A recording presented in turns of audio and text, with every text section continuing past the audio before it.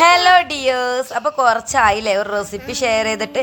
അപ്പോൾ എൻ്റെ one of the favourite recipe തന്നെ ആവും ഷെയർ ചെയ്യുന്നത്. ഇപ്പം എല്ലാവർക്കും ഇഷ്ടമായിരിക്കും മസാല ദോശ. അത് ക്രിസ്പി മസാല ദോശ നമ്മുടെ കൈകൊണ്ട് ഉണ്ടാക്കിയതായാലോ അതിലും അടിപൊളിയായിരിക്കും അല്ലേ.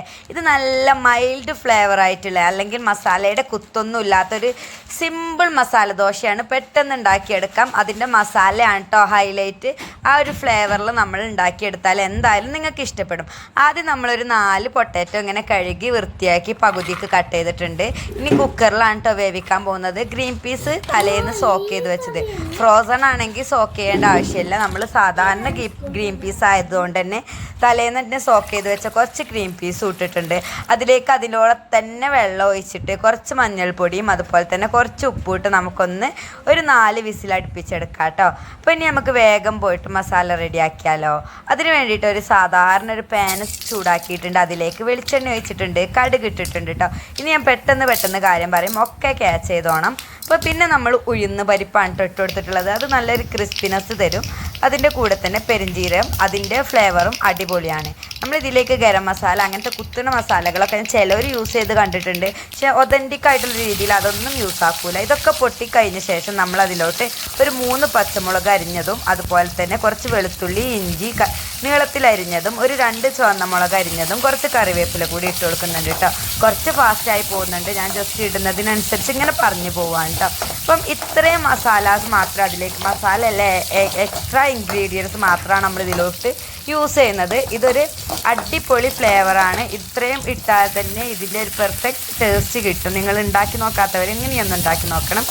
ആവശ്യത്തിനൊരു വലിയുള്ളി, വലുതാണെങ്കിൽ 1, ചെറുതാണെങ്കിൽ 1.5. ഇത് 1.5 പീസ് ഉണ്ട് കേട്ടോ. അപ്പോൾ ഞാനൊരു കുറച്ച് മാത്രം മസാല ദോശ പ്ലാൻ ചെയ്തിട്ടാണ് ഇത് ഉണ്ടാക്കുന്നത്. അപ്പോൾ നമുക്ക് ഉള്ളി വഴറ്റാൻ വേണ്ടിയിട്ടുള്ള ഉപ്പ് കൂടി ഇട്ടുകൊടുത്ത് നന്നായിട്ടൊന്ന് അവിടെ വേവിക്കാം. അപ്പോൾ തന്നെ നമ്മുടെ തൊലി കളഞ്ഞു വെച്ചിട്ടുള്ള പൊട്ടാറ്റോ ഒന്ന് ഉടച്ചെടുക്കണം. നന്നായിട്ടൊന്നും ഉടയ്ക്കേണ്ട ആവശ്യമില്ല. ജസ്റ്റ് ഇങ്ങനെ കയ്യിൽ വെച്ചിട്ടൊന്നും ഇങ്ങനെ താത്തി കൊടുത്താൽ മതി. ഓൾറെഡി നല്ലോണം കുക്കായതാണ് കേട്ടോ. പിന്നെ നമ്മൾ ഇളക്കുമ്പോൾ തന്നെ അത് ശരിയായിക്കോളും. പിന്നെ നമ്മൾ ഒരു പിഞ്ച് മഞ്ഞൾപ്പൊടി ഇട്ടിട്ടുണ്ട്. ഒരു ഇത്തിരിൻ്റെ ഏറിപ്പോയി. അപ്പോൾ കുറച്ചിട്ടാൽ മതി. നമ്മൾ ഓൾറെഡി ഗ്രീൻ പീസിലും കേങ്ങിലൊക്കെ ഇട്ടതല്ലേ, അതുകൊണ്ട് ഒരു ഇത്തിരി ഇട്ടാൽ മതി കേട്ടോ. അതിനുശേഷം നമ്മൾ ഇട്ടത് പെരുംജീരകപ്പൊടിയാണ് കേട്ടോ.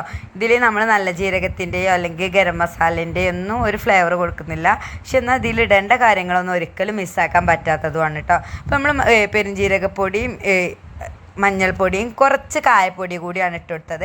ഇത് 3 ഒന്ന് ജസ്റ്റ് ഈ എണ്ണയിലൊന്ന് വഴറ്റിയെടുക്കണം. അപ്പോൾ ഒരു നല്ല അടിപൊളി ഫ്ലേവർ ഉണ്ട്. ഇങ്ങനെ മണക്കാനായിട്ട് ഒരു സ്മെല്ലിങ്ങനെ വരും. അത് തന്നെ മതിയിട്ട് നമുക്ക് ഫുഡ് കഴിക്കാനായിട്ട്. പിന്നെ നമ്മൾ ജസ്റ്റ് ഒന്ന് ഉടച്ച് വെച്ചിട്ടുള്ള പൊട്ടാറ്റോ അതിലോട്ട് ഇട്ട് കൊടുത്ത് നന്നായിട്ടൊന്ന് മിക്സ് ചെയ്തെടുക്കുന്നുണ്ട്. ഉപ്പ് കറക്റ്റ് ആക്കണം കേട്ടോ. ഇപ്പം ഉപ്പില്ലെങ്കിൽ വേഗം ഉപ്പ് കറക്റ്റ് ആക്കണം. നിങ്ങൾക്ക് മനസ്സിലായില്ല, എൻ്റെ മഞ്ഞൾപ്പൊടി ഇത്തിരി ഏറിപ്പോയിട്ടുണ്ടെന്ന്. ധൃതിയിൽ ചെയ്യാണ്. മോന് സ്കൂൾ കൂടിയും കൊണ്ടുപോകാനാവേണ്ടിയുണ്ട്. അതുകൊണ്ടാണ് കേട്ടോ മഞ്ഞൾപ്പൊടിയൊക്കെ ശ്രദ്ധിക്കാണ്ട് ഇട്ട് പോയത്. പിന്നെ നമ്മൾ വേവിച്ച് വെച്ചിട്ടുള്ള ഗ്രീൻ പീസ് ഇട്ട് കൊടുത്തിട്ടുണ്ട്. ഒരു കാര്യം പ്രത്യേകം ശ്രദ്ധിക്കുക, ഇത് ഇത്തിരി വേവ് ഏറാതിരിക്കാനും കേട്ടോ. പിന്നെ നമ്മൾ മല്ലിയിലയാണ് ഇട്ട് കൊടുക്കുന്നത്. അതിന് ശേഷം നമ്മൾ അപ്പോത്തിന് അവിടെ ചട്ടി ചൂടാവാൻ വെച്ചിട്ടുണ്ട്. മസാലയൊക്കെ നമ്മളത് സെറ്റായിട്ടുണ്ട് കേട്ടോ. അപ്പോൾ നമ്മുടെ ചട്ടി ചൂടായി എടുത്താൽ നമുക്കിനി അടുത്തതായിട്ട് ക്രിസ്പി ആയിട്ട് എങ്ങനെ ദോശ ചൂടാന്ന് നോക്കാം. എല്ലാവർക്കും അറിയുന്ന കാര്യമാവും, പക്ഷെ എന്നാലും കിടക്കട്ടെ അല്ലേ. അപ്പോൾ നമ്മൾ ആദ്യം പാന് ചൂടാക്കിയിട്ട് അതിലോട്ട് കുറച്ചൊരു തവി മാവ് ഒഴിച്ചു കൊടുക്കുന്നുണ്ട്.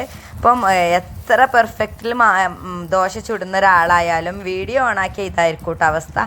സത്യത്തിൽ ഞാൻ അത്യാവശ്യം കുഴപ്പമില്ലാണ്ട് ദോശ ചുടുന്ന ഒരാളാണ്. പക്ഷെ വീഡിയോ എടുക്കാതായതുകൊണ്ടായിരിക്കും ഇങ്ങനെ കൊളായത്. എന്തായാലും ഞാൻ കഴിയണത്ര പറ്റുന്ന വട്ടത്തിൽ പരത്തി എടുത്തിട്ടുണ്ട്. നമ്മൾ ഏറ്റവും ശ്രദ്ധിക്കേണ്ടത് കട്ടില്ലാണ്ട് നൈസ് ലൈനാക്കിയിട്ട് എത്ര വലുതാക്കാൻ പറ്റുമോ അത്ര വലുതാക്കുക എന്നുള്ളതാണ് കേട്ടോ.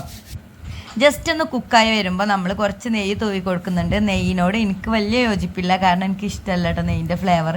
പക്ഷെ മസാല ദോശയാകുമ്പോൾ അതാവട്ടെ, നിങ്ങൾക്ക് ആ ഒരു രീതിയിൽ തന്നെ കാണിക്കാൻ വിചാരിച്ചിട്ടാണ് ഞാൻ നെയ്യ് തൂവി കൊടുക്കുന്നത്. എന്തായാലും ഇത് ഞാൻ കഴിക്കൂല, നമ്മൾ അല്ലൂന് കൊടുക്കുക. നെയ്യില്ലാത്തതാണ് കേട്ടോ ഞാൻ കൊടുക്കുക. ഇനി ഈ നെയ്യ് കൂടി ഒന്ന് കിടന്നിട്ട് ജസ്റ്റ് ഒന്ന് ഇങ്ങനെ മുരിഞ്ഞ് വരുന്നത് കാണാം.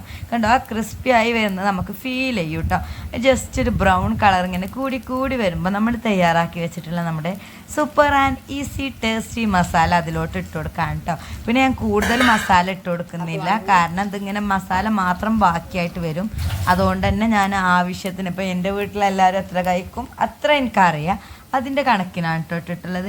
ഇനി നമ്മൾ ഇതിങ്ങനെ മടക്കി കൊടുക്കുന്നുണ്ട്. ഇത് നല്ല ക്രിസ്പി ആയിട്ട് കിട്ടിയിട്ടുണ്ട് കേട്ടോ. അത് കിടക്കുന്ന കണ്ടാൽ തന്നെ നിങ്ങൾക്ക് ഫീൽ ചെയ്യുന്നില്ലേ. എന്നിട്ട് നമ്മളൊന്ന് തിരിച്ചു കൂടി ഇട്ട് കൊടുത്തൊന്ന് മൊരിയിച്ചെടുക്കാം കേട്ടോ. ആ മസാല അതിൽ കിടന്ന് മൊരിയുമ്പോൾ ആ കളർ ചേഞ്ച് നിങ്ങൾക്ക് മനസ്സിലാവണില്ലേ. അപ്പം ഈ ഒരു മസാല ദോശയ്ക്ക് ഒരു പ്രത്യേകത ഉണ്ട്. നിങ്ങൾ ഈ ചൂടോടുക്ക മാത്രം കഴിക്കുക, അതിൻ്റെ ക്രിസ്പിനെസ് നിങ്ങൾക്ക് ഫീൽ ചെയ്യുന്നുണ്ടാകും. ഈ ഒരു മസാലൻ്റെ കൂടെ ഈ ഒരു ക്രിസ്പി ചൂടുള്ള കട്ടൻ ചായേൻ്റെ കൂടെ അടിപൊളിയായിട്ട് കഴിക്കട്ടോ. അതിലേക്ക് നമുക്ക് ചട്നിയോ സാമ്പാറോ ഒന്നിൻ്റെ ആവശ്യമില്ല, ഈ മസാല തന്നെ ധാരാളം കേട്ടോ. ഇപ്പോൾ നമ്മൾ അല്ലുവിന് ഈ നെയ്യുള്ളത് ഇട്ട് കൊടുക്കുന്നുണ്ട്. അവൻ്റെ റിസൾട്ട് ഒന്ന് കേൾക്കാം കേട്ടോ.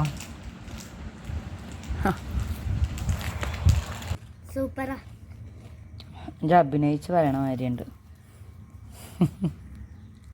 ഇത് സത്യത്തിൽ പറഞ്ഞു പറയിപ്പിച്ചതൊന്നുമല്ല കേട്ടോ, ഓൻ പറഞ്ഞു തന്നെ. അപ്പം നമുക്കുള്ളതും ഞാൻ സെറ്റ് ചെയ്തെടുത്തിട്ടുണ്ട്. അടിപൊളിയാണ്. ഇത് നിങ്ങൾക്ക് കണ്ടാൽ എത്ര മനസ്സിലാവും എന്ന് എനിക്കറിയില്ല.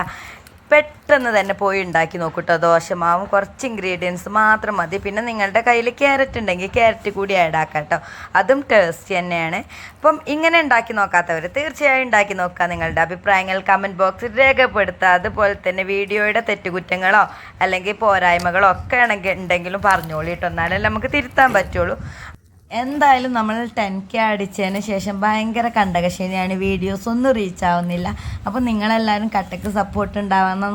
ഈ വീഡിയോസൊക്കെ മുഴുവനായിട്ട് ഇരുന്ന് കാണാൻ. ഞാൻ ഓവറായിട്ടൊന്നും പറയുന്നില്ല എന്നാണ് എൻ്റെ ഒരു വിശ്വാസം. അപ്പോൾ നാളെ ഒരു അടിപൊളി വീഡിയോ ആയിട്ട് നാളെയോ മറ്റന്നാളോ കാണാം. ബായ്.